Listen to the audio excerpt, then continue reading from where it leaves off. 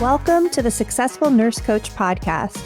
On this podcast, Laura and Shelby, both board-certified nurse coaches, show you how to make as much money as you want in private practice as a nurse coach.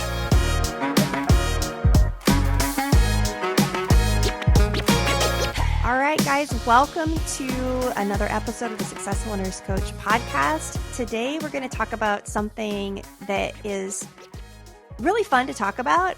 It's a seemingly kind of shallow thing that has really deep parts to it. And we're going to explore all of those parts with you today. So one of the things we hear from our clients is, Laura, I just need to get organized. Like, I'm feeling really unorganized. We hear this over and over and over again. And we began to realize that feeling unorganized can be a form of resistance. Feeling unorganized can be a lot of things. And sometimes it can be that you just need to Velcro your butt to the chair and organize your shit and handle it. That can be it too. But we're going to dive deep into what this means so that you can maybe have a little more self-awareness when your brain says, oh, I want to work on my business, but first I have to get organized. Shelby, you said earlier as we were talking about this episode, you're like, man, I have a hard time with empathy around this because I just didn't experience this. And I think that's beautiful. Like, tell us more about how you as the coach, what comes up for you when people say this. Yeah, way to out me, Laura, but that's all right. I will own this because it's true. It's true it's awesome that you don't have it. Yeah, it is. I found resistance in a lot of other ways. This just like didn't make my radar. I promise I found my own resistance, but for being organized was honestly, I didn't know it was a thing until I started working with other coaches that I started to see this trend. And I think it wasn't a form of resistance for me because I like the creative flexibility that comes with being unorganized. I also like to know where things are, right? I like to be clean. I like to be able to find stuff on my computer. You know, that sort of stuff gets me excited, but it's also not going to keep me up at night. Like, that stuff can always wait until tomorrow. It's not going to totally wreck my day if I'm not completely organized in real time. So usually for me, this plays out in I'm looking around at my office right now and I go on a deep cleaning purge once every 20 days. It just all piles around me, all my mad creative ideas. I got freaking to-do lists out the wazoo. I got stuff taped all over the walls. I look like a crazy person. And then I'll be like, oh, I'm unorganized. And I'll literally take 20 minutes, clear it all out and start fresh. So this feeling of unorganized doesn't necessarily get in my way. And I also really just love messy action. With messy action, I feel like that's where my growth mindset really thrives. And also, Laura and I were talking about right before we started recording that I think that I particularly thrive sometimes in being unorganized so that if something goes wrong, I have something to blame it on, which is the other side of the coin here. Usually that doesn't happen. I'm probably an unorganized person. But for me, it gives me just enough wiggle room to be like, meh, if it completely blows up, it's not my fault. I can shove it off on something else, which is a very ego protective way to not own your BS. So fully aware of that. But yeah, this has been really interesting. And I say that I have a hard time feeling empathy around it just because I haven't necessarily experienced it on a visceral level the way I see my clients do. But at the same time, this has caused me to get insanely curious on why do you feel disorganized? What's actually going on? I have outsourced this problem to other coaches even to help me better understand what's actually going on when my clients bring this up. Because just because I didn't go through it doesn't mean I don't want to help people through what this actually is. So Laura, did you experience this at all? Was or feeling unorganized a thing for you? Yes, more so than you. But what I love about your story right there of doing the deep purge every 20 days and identifying as an organized, a disorganized person, in that sense, that's a really healthy definition. You have a feeling about being unorganized, and then you take an action and it freaking resolves it. So that's like a very healthy surface level, right? Like it's at face value. We can definitely let our lives get messy and then crave order and organization to feel better. And then in a healthy world, that's what you would do. You'd get to a certain level of discomfort, you'd take an afternoon and handle it, and then you'd come back to baseline. So I want to use your example as a healthy, solvable problem of disorganization. You take action to organize, and therefore you feel organized. For me, I would feel unorganized when I had too many projects at once, when I was in perfectionistic mode.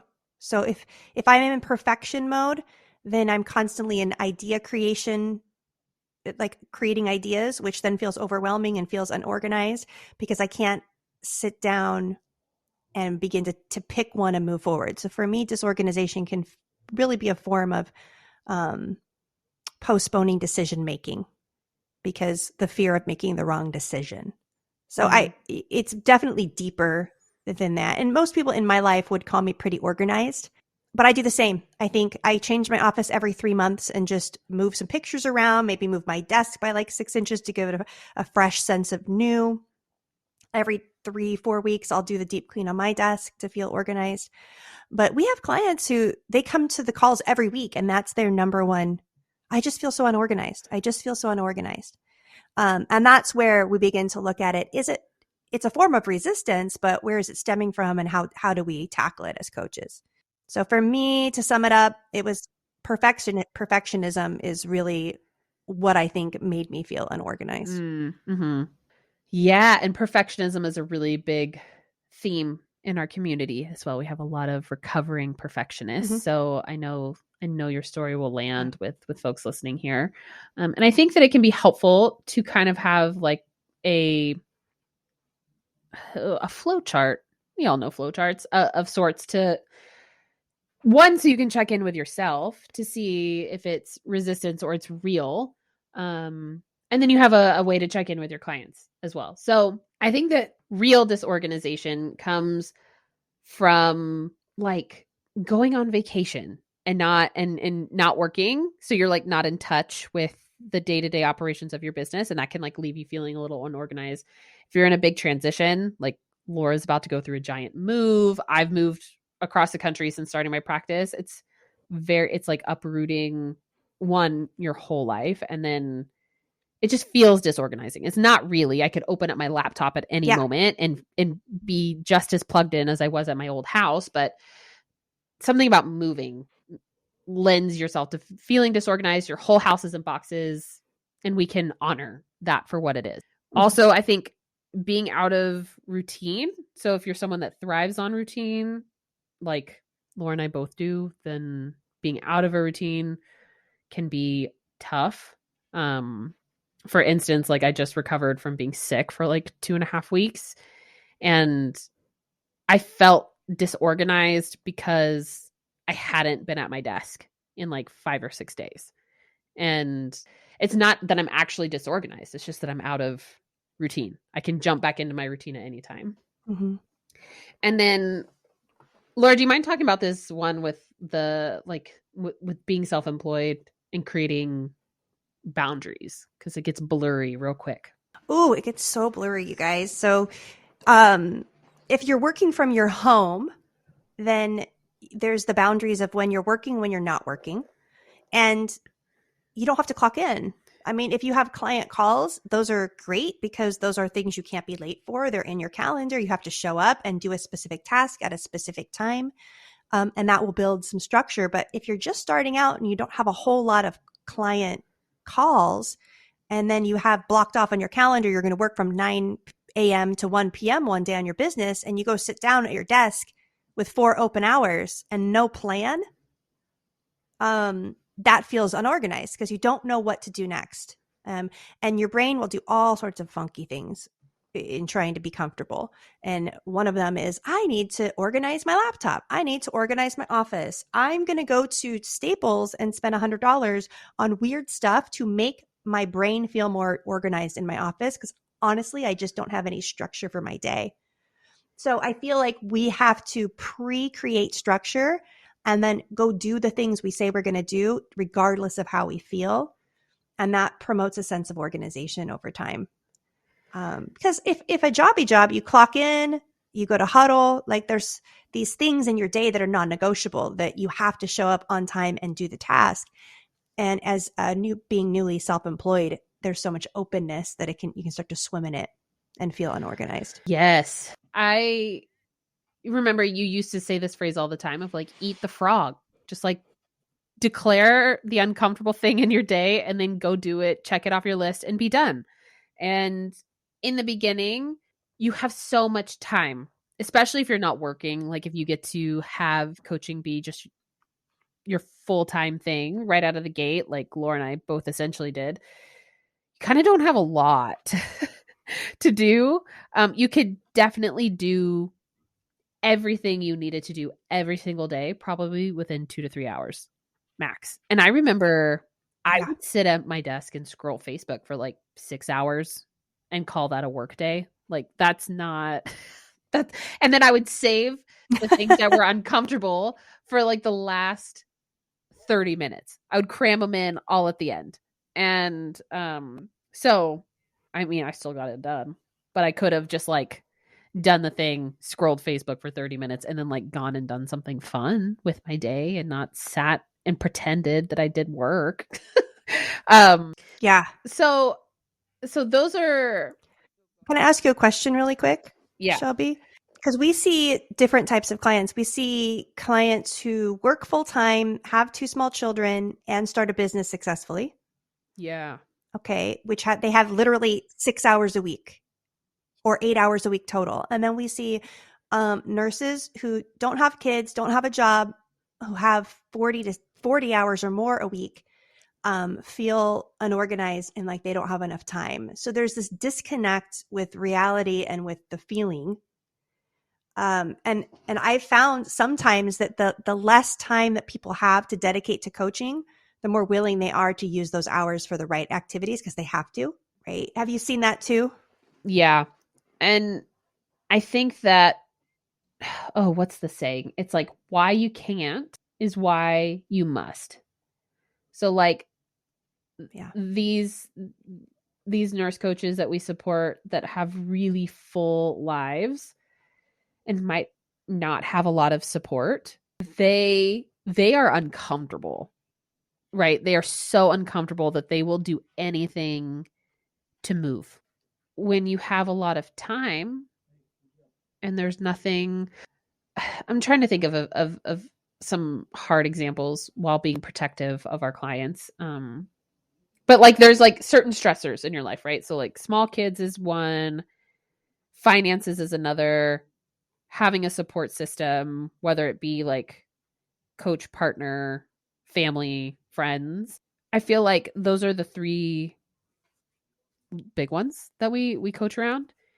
And like I see that just one of those often doesn't make you uncomfortable enough. That it has to be like a combination, if not all 3. That's where I see people have the craziest results, is because they need more time in their life and they need more finances to get more support. So they're just like willing to run through the fire to get it. Right? There's not room to be unorganized. They don't even have time to think about being unorganized. And sure, that what I'm describing comes with its own set of challenges that might be more complicated than feeling unorganized. But what I hope that people take away from this is that there is a lot of choice in how you show up here. Like being disorganized is a solvable problem. It's the feeling of being organized that our clients and us desire. There's a feeling there Like if you imagined your life perfectly organized, I'm about to move. So I'm literally like scripting how it's going to feel when all of my junk drawers are no longer junk drawers and all of the underwear that I have in my underwear drawer that have a tear are torn out or like are thrown out. And I have only perfect underwear in my underwear drawer. Like that feels so good. Like my life will be organized. Like all these little far reaching tentacles of my life is going to be organized. And what's the feeling that I get when I walk myself through it? It's grounded. It's my nervous system feels safe and I feel clear. And that's the state I think that we're searching for when we continuously say, I'm just so unorganized. I'm just so unorganized. It's because we're craving this state of feeling organized. So it's real, but we get to really tease it out, don't we? Like it's just an opportunity to see that high level. It's because I'm unorganized, and it's actually the deep level is I deeply seek a feeling of peace. I think, and a really important piece that you mentioned there is the part about nervous system regulation and like using you as an example here, Laura, of like how you felt unorganized when perfection, oh my gosh, words, when perfect goals were the measure of success. And if we couldn't meet them, then it left you feeling disorganized. And like, we're not experts here on nervous system stuff. Laura and I have done our own work here quite a bit. So we'll plug in a resource for you guys at the bottom if you're curious about this. But I find that organizing can be a way of putting off scary things because your brain is seeking comfort, right? Your brain is trying to regulate before it does the scary thing because you're already on a shaky foundation. So I think that in the beginning, I was able to do uncomfortable things because I knew I was going to come back to like a relative normal state. But when you're on an activated nervous system, it's hard to know that because you've probably not been in a regulated state very often. And good news, team, there's so many things you can do to support your nervous system. I have never seen nervous system work more mainstream than it is right now. But it, like, if I see someone who comes to the call for more than 2 weeks being like, I just need to get organized.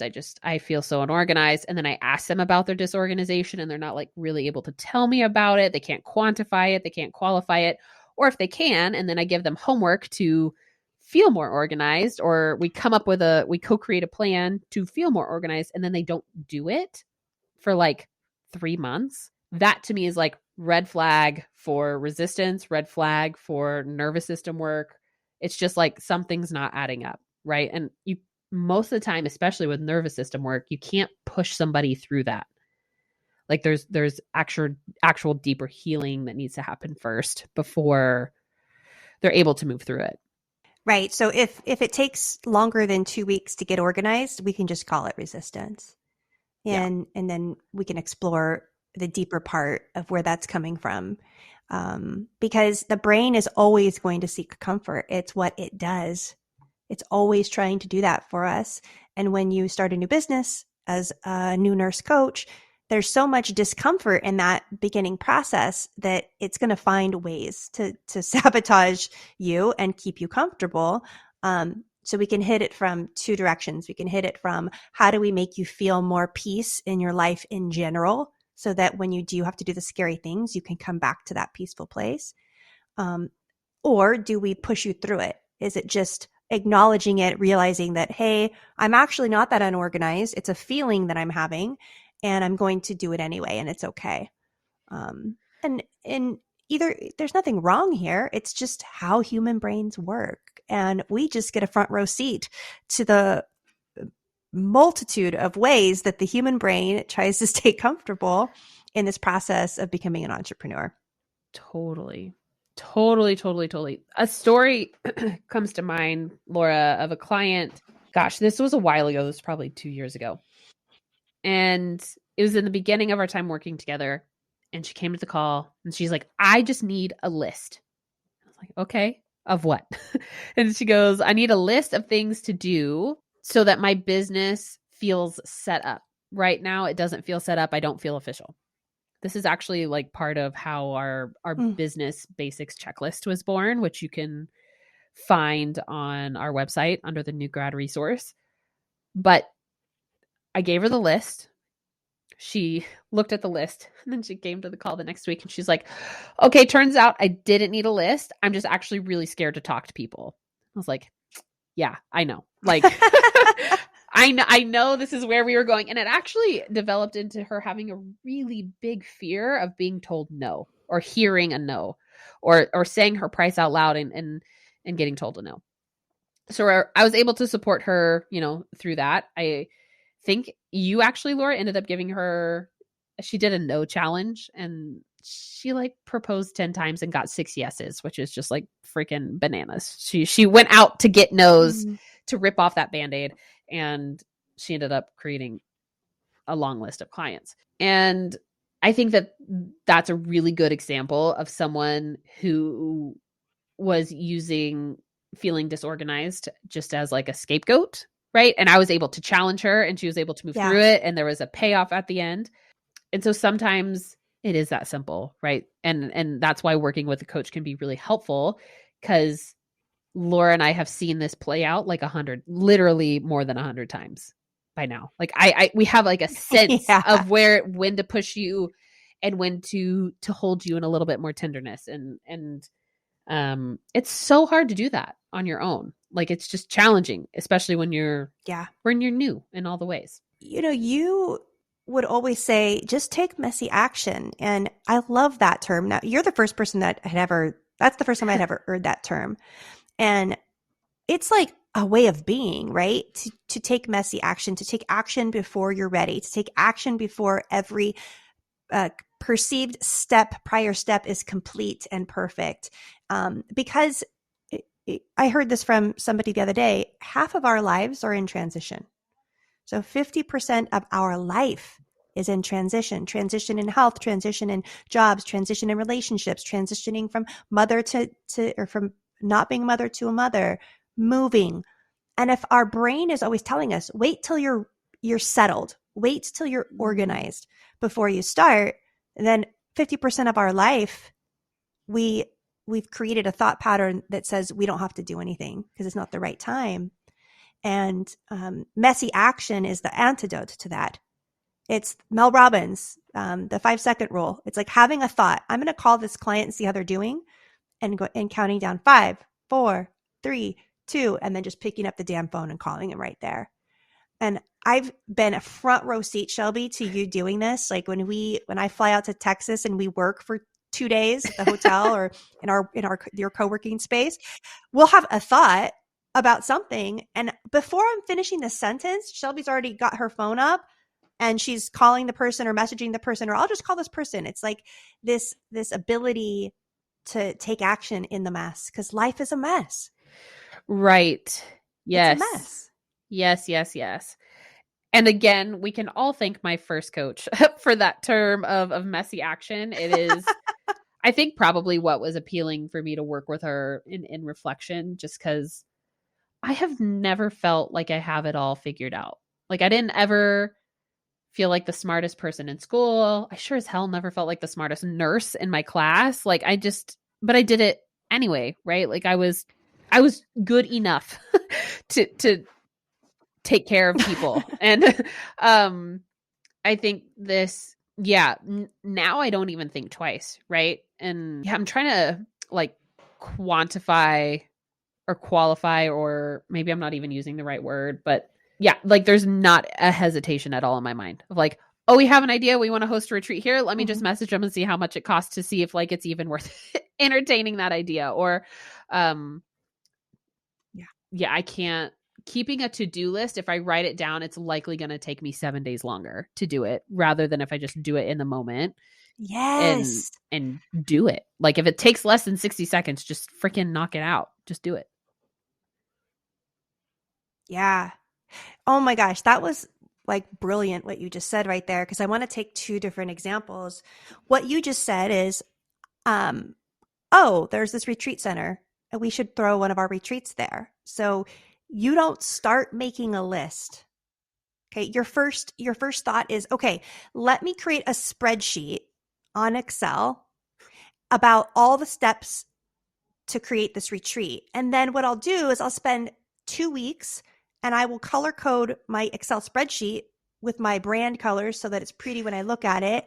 And I'll go from A to Z and have it all figured out. And then I'll call the retreat center and find out that it's too expensive, right? It's like and there are certain personality types, mine included, that has been led to believe that the color coded Excel spreadsheet is where success lies in creation, and it's not. It is in the messiest of action. It is it's making a post when you're waiting for your kids to in the dentist chair. Like I remember kids were in the dentist, but both of them at the same time. I had 20 minutes and I took a messy picture of myself in the dental office and did a post and created clients, as opposed to making a spreadsheet with an organized plan of all my posts and the different topics. And like, we just overcomplicate the crap out of this business creation. And you're just such an example of no, or we could just like, make the post or call the retreat center. Yeah. It's just, I want to let that example be out there. And on the other side of that, so over the past probably 6 months or so, Laura and I have been tasked with honing in what each of us are naturally good at. And Laura just said she really loves spreadsheets. And thank God we are business partners. One, I didn't know that about Laura when we first joined up, but thank God she loves spreadsheets, because I can go on our Google Drive and anything I need to know is there, because like, I think that we complement each other super well in that way. There's space, there's totally space for both. And if we like really scale it down and scale it into, you're just starting out on your first paid clients, you haven't made $10, $20, $30,000 yet, you probably don't have that much to organize. If you don't have book calls on your calendar, you really don't have a business organizing anything. There's nothing to organize. Right. Your brain wants to feel a certain way, and that's why you're being pulled into that organization mode. And conversely, I had just recently had a client that this was coming up for her, and I challenged her and I said, she kept showing me her messy office. She'd like turn the Zoom camera and say, look at this. I got boxes. I got this. I got this. I got this. And I'm like, that would take you 4 hours. That whole office could be done in 4 hours. So why has it taken you 3 months to do it? And then she next day took video, like cleaning her whole office, and she showed up so much lighter.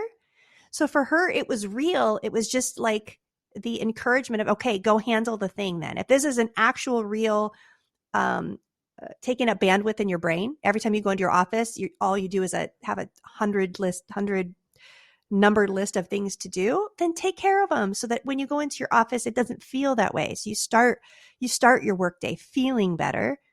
That's valid, right? That's logical. That's okay too. And I hope through this that we start to talk you through what it can actually be, and not just taking the feeling or the thought at face value, of exploring it a little bit deeper. Especially, I think that any thought that is repetitive is worth your time to get curious about.